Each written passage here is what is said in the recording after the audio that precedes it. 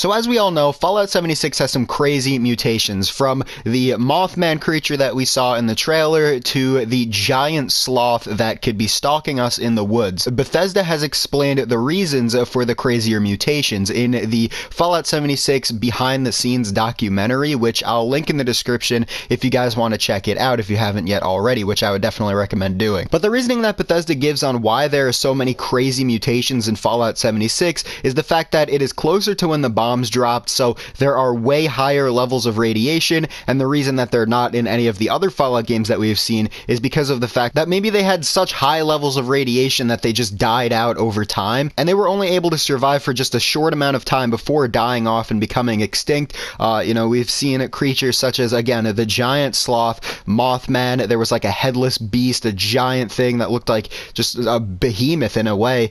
We've also seen like a giant mutated tick, and there's also a new faction of semi-feral ghouls that are called the Scorched, and they're intelligent enough to use guns. They're quoted as saying, "The Scorched are essentially our raiders." So when we saw the trailer, there were ghouls that were like, you saw their flesh, it was all red, and it wasn't like any ghoul we've seen before.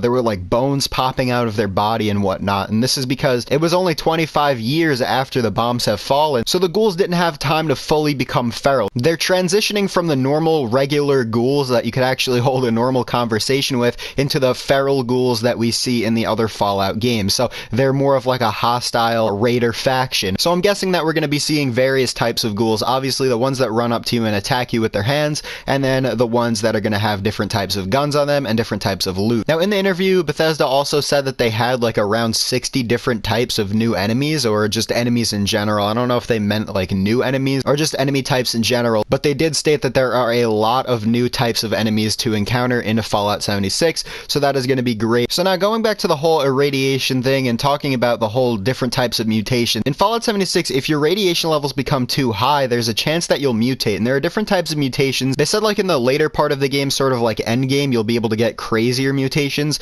but there are different types of mutations. Some can be bad, some can be good, they could be cured, and some of them can give you different types of looks. Like I'm gonna imagine that you could get like sort of like a ghoulified look. Now they did say that like not all of them are going to give you looks, it's just little perks they can add to you, sort of like I heard in Fallout 2, I think this is. I never played it, so I'm not too sure, please excuse me on that, but you were able to get different types of mutations. But this is similar to that apparently, and you're going to be able to mutate in different types of ways and through like radiation and stuff. So that's going to be really cool. Again, it's going to be sort of, I'm guessing, like a ghoulification thing. Maybe you'll start to glow, become like a glowing one. That'd be pretty cool, but I highly doubt that you're going to like grow a third arm or something. I don't think it's going to be anything that extreme. I think it's going to be maybe sort of something like a ghoulification look. That's what people have been wanting for a little while in Fallout games. It would be sort of like a little cool feature to implement, so I think that's probably what they're going to be going for. But yeah, just different types of mutations if you get irradiated and stuff, which I think is really, really awesome. But yeah, guys, that's pretty much it. I wanted to give you guys the reasoning that Bethesda had for the whole extreme mutations that they have in Fallout 76.